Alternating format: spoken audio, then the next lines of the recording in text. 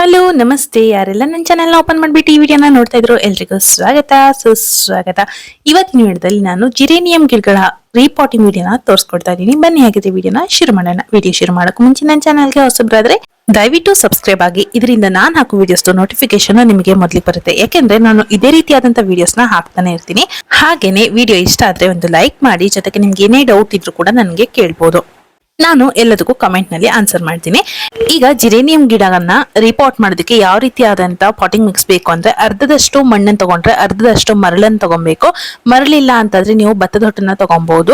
ಕಾಲ್ ಭಾಗದಷ್ಟು ಗೊಬ್ಬರನ ತಗೊಳ್ತಾ ಇದೀನಿ. ಈ ಜಿರೇನಿಯಂ ಗಿಡಗಳಿಗೆ ಯಾವುದೇ ರೀತಿಯಾದಂತ ನೀರು ನಿಲ್ಬಾರ್ದು. ಪಾಟ್ ನಲ್ಲಿ ಸರಾಗವಾಗಿ ಇಳ್ದು ಹೋಗೋ ರೀತಿಯಲ್ಲಿ ಇರಬೇಕು. ಆ ರೀತಿಯಾದಂತ ಪಾಟಿಂಗ್ ಮಿಕ್ಸ್ ನ ನಾವು ರೆಡಿ ಮಾಡ್ಕೊಬೇಕಾಗತ್ತೆ. ಅಕಸ್ಮಾತ್ ಪಾಟ್ ನಲ್ಲಿ ನೀರ್ ನಿಲ್ತು ಅಂದ್ರೆ ಗಿಡಗಳೆಲ್ಲ ಕಪ್ಪಾಗಿ ಅದು ಕೊಳಿತಾ ಬರುತ್ತೆ. ಆಮೇಲೆ ಆ ಗಿಡ ನಮ್ಮ ಹತ್ರ ಬದುಕಿಸ್ಕೊಳ್ಳೋದಕ್ಕೆ ಆಗೋದಿಲ್ಲ. ಹಾಗೇನೆ ಕಟಿಂಗ್ ಪೀಸ್ ಯಾರಾದ್ರೂ ಹಾಕೋ ಹಾಗಿದ್ರೆ ಈ ಟೈಮ್ ನಲ್ಲಿ ಹಾಕಿ. ಮಳೆ ಶುರು ಆಗಿರೋದ್ರಿಂದ ಕಟಿಂಗ್ ಪೀಸ್ ನ ಕೂಡ ಈ ಟೈಮ್ ನಲ್ಲಿ ಹಾಕ್ಬಹುದು. ಕಟಿಂಗ್ ಪೀಸ್ ನ ಕೂಡ ನೀವು ಇದೇ ರೀತಿ ಪಾಟಿಂಗ್ ಮಿಕ್ಸ್ ನ ಮಾಡ್ಬಿಟ್ಟು ಅದ್ರಲ್ಲಿ ಕೂಡ ನಡ್ಬೋದು. ಇಲ್ಲ ಅಂತ ಆದ್ರೆ ನೀವು ಕೋಕೋಫಿಟ್ ನಲ್ಲಿ ಕೂಡ ನಡ್ಬೋದು.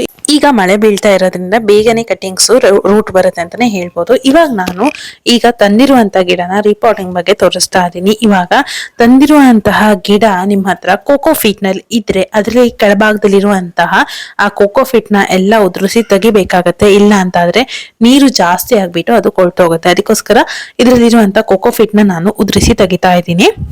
ನೀವು ತಂದಿರುವಂತಹ ಗಿಡದಲ್ಲಿ ಕೋಕೋಫಿಟ್ ಬದಲಾಗಿ ಎಲ್ಲಾದ್ರೂ ಮಣ್ಣಿತ್ತು ಅಂತ ಆದ್ರೆ ಅದನ್ನೇನು ಅಷ್ಟೊಂದು ತೆಗಿಯೋ ಅವಶ್ಯಕತೆ ಇಲ್ಲ. ಅದನ್ನ ಒಂದು ಅರ್ಧದಷ್ಟು ತೆಗೆದ್ಬಿಟ್ಟು ಬೇಕಾದ್ರೂ ನೀವು ನಟ್ಕೊಬಹುದು. ಕೆಳಗಡೆಯಿಂದ ನೀವು ಬಿಡಿಸ್ಬೇಕಾದ್ರೆ ಅಂದ್ರೆ ಕೋಕೋಫಿಟ್ ನ ಬಿಡಿಸ್ಬೇಕಾದ್ರೆ ಸ್ವಲ್ಪ ಜಾಗ್ರತೆಯಿಂದ ಬಿಡಿಸಿ. ಎಲ್ಲಾದ್ರೂ ಬೇರಿಗೆ ಡ್ಯಾಮೇಜ್ ಆದ್ರೆ ಗಿಡಗಳು ಸತ್ತೋಗೋ ಚಾನ್ಸಸ್ ಕೂಡ ಇರುತ್ತೆ. ಈಗ ನಾನು ಕೆಳಭಾಗದಲ್ಲಿರುವಂತ ಎಲ್ಲಾ ಕೋಕೋಫಿಟ್ ನ ಕೂಡ ಚೆನ್ನಾಗಿ ಇದನ್ನ ಉದುರಿಸಿ ತಕೊಂಡಿದ್ದೀನಿ. ಮಣ್ಣಾದ್ರೆ ನೀವು ಇಷ್ಟೆಲ್ಲ ಉದುರಿಸಬೇಕಾಗಿರೋ ಅವಶ್ಯಕತೆ ಇಲ್ಲ. ನಾನ್ ತಂದಿರುವಂತ ಗಿಡ ತುಂಬಾ ಸಣ್ಣ ಇರೋದ್ರಿಂದ ನಾನು ಇಲ್ಲಿ 7 ಇಂಚಿನ ಪಾಟ್ ನ ಯೂಸ್ ಮಾಡ್ಕೊಂಡಿದ್ದೀನಿ. ನೀವು ಇದಕ್ಕೂ ಸ್ವಲ್ಪ ಗಿಡ ದೊಡ್ಡಕ್ಕಿದೆ ಅಂತ ಆದ್ರೆ ಒಂದು 10 ಇಂಚಿನ ಪಾಟ್ ನಲ್ಲಿ ಹಾಕೊಬಹುದು. ನಾನು 7 ಇಂಚಿನ ಪಾಟ್ ನ ತಗೊಂಡ್ಬಿಟ್ಟು ಅದರಲ್ಲಿ ಡ್ರೈನೇಜ್ ಹೋಲ್ ನಿಂದ ಡೈರೆಕ್ಟ್ ಆಗಿ ಮಣ್ಣೆಲ್ಲ ಹೋಗ್ಬಾರ್ದು ಅಂತ ಹೇಳ್ಬಿಟ್ಟು ಡ್ರೈನೇಜ್ ಹೋಲಿಗೆ ಅಡ್ಡಲಾಗಿ ನಾನು ಇಲ್ಲಿ ಅಡಿಕೆ ಸಿಪ್ಪೆನ ಹಾಕೊಂಡಿದ್ದೀನಿ. ನೀವು ಇದ್ರ ಬದಲಿಗೆ ಬಟ್ಟೆ ಹಾಕೊಬಹುದು. ಇಲ್ಲ ಅಂತ ಆದ್ರೆ ಕಲ್ಗಳನ್ನು ಕೂಡ ಅಡ್ಡಲಾಗಿ ಇಟ್ಕೊಬಹುದು. ನಾನು ಇವಾಗ ಪಾಟ್ ಅನ್ನ ಫುಲ್ ಮಣ್ಣ ಹಾಕೊಂಡ್ಬಿಟ್ಟು ಮಧ್ಯದಲ್ಲಿ ಸ್ವಲ್ಪ ಗ್ಯಾಪ್ ನ ಮಾಡ್ಕೊಳ್ತಾ ಇದ್ದೀನಿ. ಅಂದ್ರೆ ಈ ರೀತಿಯಾಗಿ ಹೋಲ್ ನ ಮಾಡ್ಕೊಳ್ತಾ ಇದ್ದೀನಿ. ಇದರಿಂದ ನಮ್ ಗಿಡ ಸ್ಟ್ರಿಫ್ ಆಗಿ ಸ್ಟ್ರೈಟ್ ಆಗಿ ಕೂರುತ್ತೆ. ಈ ರೀತಿಯಾಗಿ ನಡ್ರಿ. ಅವಾಗ ಯಾವುದೇ ರೀತಿಯಾದಂತ ಡೊಂಕಾಗಿ ಗಿಡ ಬೆಳೆಯೋದು ಅದೆಲ್ಲ ಆಗೋದಿಲ್ಲ. ಈ ರೀತಿಯಾಗಿ ಹೋಲ್ ನ ಮಾಡ್ಕೊಂಡ್ಬಿಟ್ಟು ಮಧ್ಯದಲ್ಲಿ ಗಿಡನ ಇಟ್ಕೊಂಡ್ಬಿಟ್ಟು ಚೆನ್ನಾಗಿ ಇದನ್ನ ಗಟ್ಟಿಯಾಗಿ ಪ್ರೆಸ್ ಮಾಡ್ಕೊಬೇಕಾಗತ್ತೆ. ಗಿಡ ಪ್ರೆಸ್ ಮಾಡಿದ್ರ ಮೇಲೆ ಮಣ್ಣು ಮತ್ತೆ ಸ್ವಲ್ಪ ಕೆಳಗಡೆ ಹೋಗುತ್ತೆ. ಅದರಿಂದ ಸ್ವಲ್ಪ ಸ್ವಲ್ಪ ಮೇಲ್ಗಡೆಯಿಂದ ಮಣ್ಣನ್ನ ಕೂಡ ಹಾಕೊಳ್ರಿ. ನೀವು ಗಿಡಗಳನ್ನ ನಡಕ್ಕೂ ಮುಂಚೆ ಒಂದ್ಸಲ ಅಬ್ಸರ್ವ್ ಮಾಡಿ ನೋಡ್ರಿ. ಆ ಗಿಡದಲ್ಲಿ ಒಣಗಿರೋ ಎಲೆ, ಹಣ್ಣಾಗಿರೋ ಎಲೆ ಅಥವಾ ಒಣಗಿರುವಂತ ಹೂ ಏನಾದ್ರೂ ಇದ್ರೆ ಅದನ್ನ ಮೊದ್ಲಿಗೆ ಕಿತ್ತು ಬಿಸಾಕ್ಬೇಕಾಗತ್ತೆ. ನನ್ ಗಿಡದಲ್ಲಿ ಆತರ ಯಾವುದೇ ರೀತಿಯಾದಂತ ಒಣಗಿದ ಎಲೆ ಆಗ್ಲಿ ಒಣಗಿರುವಂತಹ ಹೂ ಆಗ್ಲಿ ಇರ್ಲಿಲ್ಲ. ಅದಕ್ಕೋಸ್ಕರ ನಾನು ಅದನ್ನೆಲ್ಲ ತೋರ್ಸೋದಿಕ್ಕೆ ಹೋಗಿಲ್ಲ. ಇವಾಗ ಗಿಡ ಕೂಡ ರಿಪೋರ್ಟ್ ಆಗಿದೆ. ಇವಾಗ ಏನ್ ಮಾಡ್ಬೇಕು ಅಂದ್ರೆ ನಾವು ಇದಕ್ಕೆ ಫುಲ್ ನೀರನ್ನ ಹಾಕ್ಬೇಕು. ಒಂದ್ಸಲ ನೀರ್ ಹಾಕಿದ್ರೆ ಅದು ಇಳ್ದ್ ಬರೋವರೆಗೂ ಹಾಕ್ಬೇಕಾಗತ್ತೆ.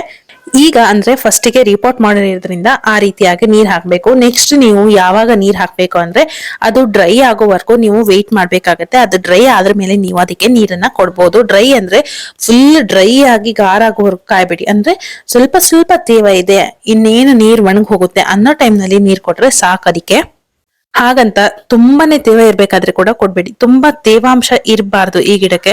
ಅಕಸ್ಮಾತ್ ನೀವು ನೀರ್ ಕೊಡಕ್ ಆಗಿಲ್ಲ ಅಂದ್ರೂ ಪರವಾಗಿಲ್ಲ, ಅದು 1-2 ದಿನದ ಮಟ್ಟಿಗೆ ಅದು ತಡ್ಸ್ಕೊಳ್ಳುತ್ತೆ.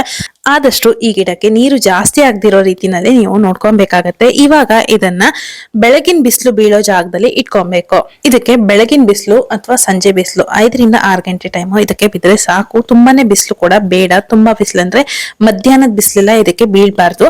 ಹಾಗೆ ನಾನು ಇಲ್ಲಿ ಕಟಿಂಗ್ಸ್ ನ ಕೂಡ ಹಾಕೊಂಡು ಇಟ್ಕೊಂಡಿದೀನಿ. ಅಂದ್ರೆ ನಾನು ನನ್ನ ಹತ್ರ ಇರುವಂತಹ ಜಿರೇನಿಯಂ ಗಿಡದ ಪಾಟ್ ನಲ್ಲಿ ಅದ್ರ ಕಟಿಂಗ್ ನ ಅದಕ್ಕೆ ಹಾಕಿ ಇಟ್ಕೊಂಡಿದೀನಿ. ಈ ರೀತಿ ಮಾಡೋದ್ರಿಂದ ಗಿಡ ಬುಷಿಯಾಗಿ ಕೂಡ ಕಾಣುತ್ತೆ. ಹಾಗೆ ಹೂ ಬಿಟ್ಟಾಗ ತುಂಬಾನೇ ಚೆನ್ನಾಗಿ ಕಾಣುತ್ತೆ ಅಂತ ಹೇಳ್ಬಿಟ್ಟು ಇವತ್ತಿನ ವಿಡಿಯೋ ನಿಮಗೆ ಹೇಗನ್ಸ್ತು? ಇವತ್ತಿನ ವಿಡಿಯೋ ನಿಮ್ಗೆಲ್ರಿಗೂ ಇಷ್ಟ ಆಗಿದೆ ಅಥವಾ ಇನ್ಫಾರ್ಮೇಟಿವ್ ಅನ್ಸಿದೆ ಅಂತ ಆದ್ರೆ ನಿಮ್ ಫ್ರೆಂಡ್ಸ್ ಕೂಡ ಇದನ್ನ ಶೇರ್ ಮಾಡ್ರಿ. ಇನ್ನೂ ಸಬ್ಸ್ಕ್ರೈಬ್ ಆಗಿಲ್ಲ ಅಂದ್ರೆ ದಯವಿಟ್ಟು ಚಾನಲ್ಗೆ ಸಬ್ಸ್ಕ್ರೈಬ್ ಆಗಿ. ಹಾಗೆ ಇಷ್ಟೆಲ್ಲ ವಿಡಿಯೋ ಮಾಡಿ ಹಾಕಿದಾಗ ನಿಮ್ಮ ಲೈಕ್ಸ್ ಹಾಗೆ ಕಮೆಂಟ್ಸ್ ನಂಗೆ ತುಂಬಾ ತುಂಬಾ ತುಂಬಾ ಖುಷಿ ಕೊಡುತ್ತೆ. ಅದಕ್ಕೋಸ್ಕರ ಆದಷ್ಟು ಲೈಕ್ ಮಾಡಿ, ಹಾಗೇನೆ ಕಮೆಂಟ್ಸ್ ಮಾಡಿ. ನಿಮ್ಗೆ ಏನೇ ಅನ್ಸಿದ್ರು, ಕೆಟ್ಟದ್ ಅನ್ಸಿದ್ರು ಕಮೆಂಟ್ ಮಾಡಿ, ಹಾಗೆ ಒಳ್ಳೇದ್ ಅನ್ಸಿದ್ರು ಕೂಡ ಕಮೆಂಟ್ ಮಾಡಿ. Thank you. ಮತ್ತೆ ಹೊಸ ವಿಡಿಯೋದಲ್ಲಿ ಸಿಗ್ತೀನಿ. Love you all. Bye bye.